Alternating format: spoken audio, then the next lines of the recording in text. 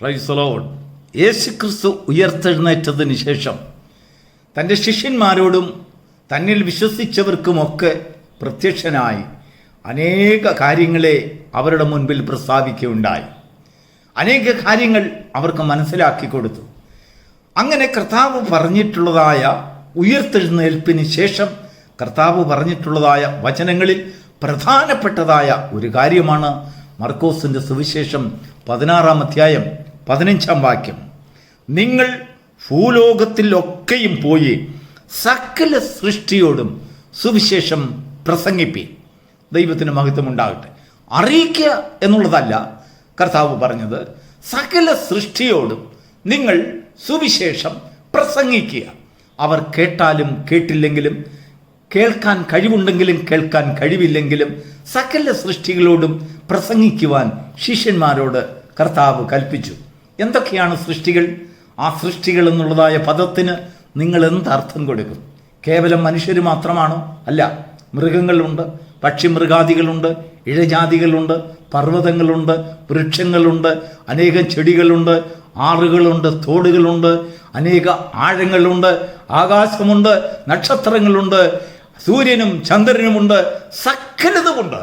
അവയോടെല്ലാം ദൈവത്തിൻ്റെ അരുളപ്പാട് നമുക്ക് തന്നിരിക്കുന്ന ഉത്തരവാദിത്വം, നിങ്ങൾ വചനത്തെ, സുവിശേഷത്തെ പ്രസംഗിക്കുക.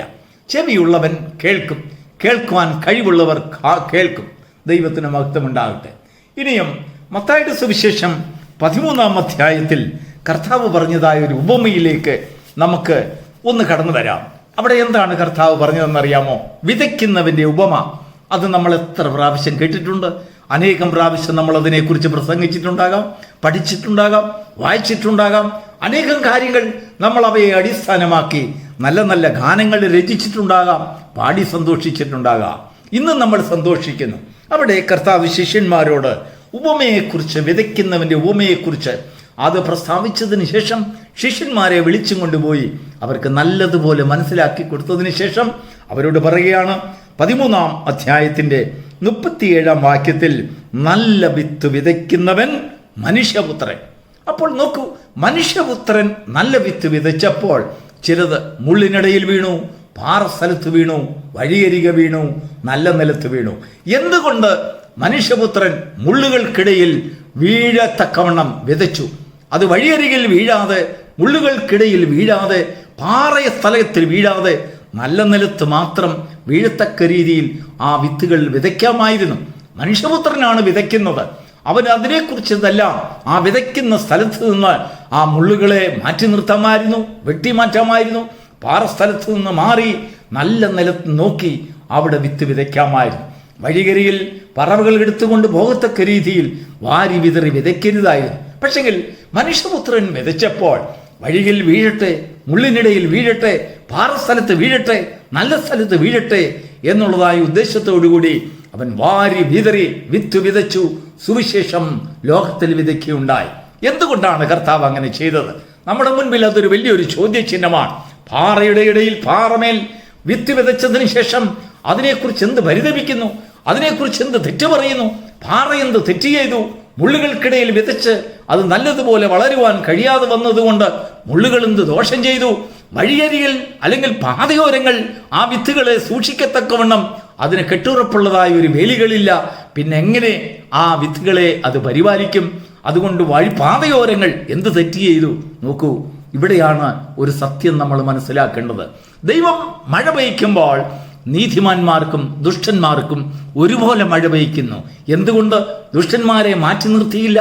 നീതിമാന്മാർക്ക് മാത്രം എന്തുകൊണ്ട് ദൈവം മഴ പെയ്ച്ചു? മഴ പെയ്യ്ക്കുവാൻ ദൈവം ഉത്സാഹിച്ചില്ല. നോക്കൂ, ദുഷ്ടന്മാർക്കും കൂടെ മഴ പെയ്യ്ക്കുമ്പോൾ ആ ദുഷ്ടന്മാരുടെ ഉത്തരവാദിത്വമാണ്. ഈ മഴ ദൈവത്തിൻ്റെ ദാനമാണ്. ഈ ദൈവത്തിൻ്റെ ദാനത്തെ ദൈവത്തിന് പ്രയോജനമുള്ളവരാക്കി ദൈവത്തിൻ്റെ കുഞ്ഞുങ്ങളായി ആ മഴയിൽ കൂടെ ഉൽപ്പാദിപ്പിക്കപ്പെടുന്നതായ ആ വസ്തുക്കളെ, ധാന്യങ്ങളെ കഴിക്കുവാൻ ആ കൃഷി ചെയ്യുമ്പോൾ അതിൽ കൂടെ ദൈവത്തെ മഹത്വപ്പെടുത്തുവാനുള്ളതായ ഉത്തരവാദിത്വം ദുഷ്ടന്മാർക്കില്ലാത്തത് കൊണ്ട് അത് ദൈവത്തിന് ദുഷ്ടന്മാരെ ന്യായം വിധിക്കുവാൻ ഒരു കാരണമാകുന്നു. മുള്ളുകളെ നോക്കി, അല്ലയോ മുള്ളുകളെ, നിങ്ങളുടെ ഇടയിൽ വിതയ്ക്കപ്പെട്ടതായ വിത്തുകളെ അത് വളരാതിരിക്കത്തക്കവണ്ണം അതിന് ഞെരുക്കങ്ങളും പ്രയാസങ്ങളും കലക്കങ്ങളും സൃഷ്ടിച്ച മുള്ളുകളെ ദൈവത്തിന് ന്യായം വിധിക്കണമെങ്കിൽ അതിൻ്റെ ഇടയിൽ വിത്തുകൾ വിതയ്ക്കപ്പെടണം. പാറകളെ, നിന്റെ മേൽ വിതയ്ക്കപ്പെട്ടതായ വിത്തുകൾക്ക് അതിന് വേര് ഇറങ്ങാതിരിക്കത്തക്കവണ്ണം മണ്ണുള്ളതായ ഒരു പ്രതലം നിനക്ക് സൃഷ്ടിക്കുവാൻ കഴിഞ്ഞില്ല എന്ന് പറഞ്ഞുകൊണ്ട് പാറയെ ന്യായം വിധിക്കുവാൻ ദൈവത്തിന് അതിന് മേളിൽ വിത്തുകൾ വിതയ്ക്കേണ്ടതായിട്ടുണ്ട്. പാതയോരങ്ങളെ, നിന്റെ മേൽ വിതച്ചതായ വിത്തുകളെ അത് സൂക്ഷിക്കപ്പെടുവാൻ വഴിപോക്കർക്കൊരു സാക്ഷ്യമായി തണലായി വളരത്തക്കവണ്ണം ആ വിത്ത് വളർന്ന് വലിയൊരു വൃക്ഷമാകത്തക്കവണ്ണം അതിനെ അനുവദിക്കാതെ വേലികെട്ടി സൂക്ഷിക്കാതെ കടന്നു വന്നതായ പറവകൾക്കും മറ്റുള്ളതായ ജന്തുക്കൾക്കും അത് ആഹാരമായി തീരത്തക്കവണ്ണം ദൈവം വിതച്ചതായ വിത്തുകളെ അലക്ഷ്യമാക്കി കളഞ്ഞതുകൊണ്ട് പാതയോരങ്ങളെ ന്യായം വിധിക്കുവാൻ അവിടെയും ദൈവത്തിന് വിത്തുകൾ വിതയ്ക്കേണ്ടതായിട്ടുണ്ടായിരുന്നു. പ്രിയപ്പെട്ട ദൈവത്തിൻ്റെ മക്കളെ, നമ്മുടെ ജീവിതത്തിൽ പാതയോരങ്ങളുണ്ട്, നമ്മുടെ ജീവിതത്തിൽ മുള്ളുകളുണ്ട്, നമ്മുടെ ജീവിതത്തിൽ പാറകളുണ്ട്, നമ്മുടെ ജീവിതത്തിൽ സകല സൃഷ്ടികളും അടങ്ങുന്നതാണ് മനുഷ്യൻ്റെ ഹൃദയം. ദൈവം സകല ചരാചരങ്ങളെയും സൃഷ്ടിച്ചതിനു ശേഷം മനുഷ്യൻ്റെ മുൻപാകെ ഒരു ജാഥ പോലെ അവരെ ഓരോന്നോരോന്നായി നടത്തിക്കൊണ്ടുവന്നു. മനുഷ്യൻ ഇട്ടത് അവയ്ക്ക് പേരായി. ദൈവത്തിൻ്റെ വചനം അങ്ങനെയാണ് എഴുതിയിരിക്കുന്നത്. ദൈവം അവയ്ക്ക് പേരിടാൻ വന്നില്ല, മനുഷ്യൻ ഇട്ടത് അവയ്ക്ക് പേരായി. മനുഷ്യൻ സംസാരിച്ചത് ആ സൃഷ്ടികൾ കേട്ടു. പാറയെ നോക്കി മനുഷ്യൻ പറഞ്ഞു, നീ പാറയാകുന്നു. വെള്ളങ്ങളെ നോക്കി പറഞ്ഞു, നീ വെള്ളമാകുന്നു. ആഴികളെ നോക്കി അവൻ പറഞ്ഞു, നീ ആഴിയാകുന്നു. അല്ലെങ്കിൽ ഓരോരോ ജന്തുക്കളെയും പർവ്വജാതികളെയും മനുഷ്യൻ പേർ ചൊല്ലി വിളിച്ചു. മനുഷ്യൻ ഇട്ടത് അവയ്ക്ക് പേരായി.